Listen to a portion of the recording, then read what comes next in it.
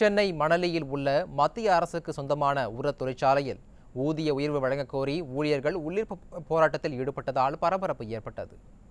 மணலியில் உள்ள மத்திய அரசுக்கு சொந்தமான MFL உர தொழிற்சாலையில் ஆயிரக்கணக்கான நிரந்தர தொழிலாளர்கள் மற்றும் ஒப்பந்த தொழிலாளர்கள் பணியாற்றி வருகின்றனர். இந்நிலையில் மேற்பார்வையாளரின் கீழ் பணிபுரியும் உதவியாளர்களுக்கு தற்போது வரை மத்திய அரசும் MFL நிர்வாகமும் முறையாக ஊதிய உயர்வு வழங்கவில்லை என குற்றச்சாட்டு எழுந்துள்ளது.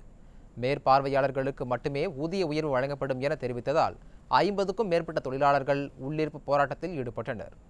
பேச்சுவார்த்தை நடத்த முன்வரவில்லை என்றால் பல்வேறு தொழிற்சங்கங்களுடன் இணைந்து அடுத்த கட்ட போராட்டத்தில் ஈடுபடுவோம் என எச்சரித்துள்ளனர்.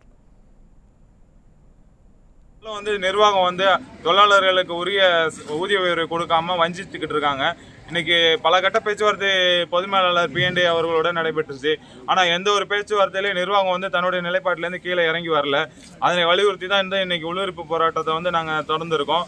நிர்வாகம் இனி வரும் காலங்கள்லையும் இதே நடவடிக்கை தொழிலாளர் விரோத போக்கு நடவடிக்கைகளில் ஈடுபட்டால் இந்த போராட்டத்தை மற்ற தோழமை அமைப்புகள், எங்களுடைய ஃபெடரேஷன், மற்ற பக்கத்தில் உள்ள தொழிற்சங்கங்களை ஒன்றிணைத்து இந்த போராட்டத்தை மேலும் தீவிரப்படுத்துவதற்காக முடிவெடுத்திருக்கோம்.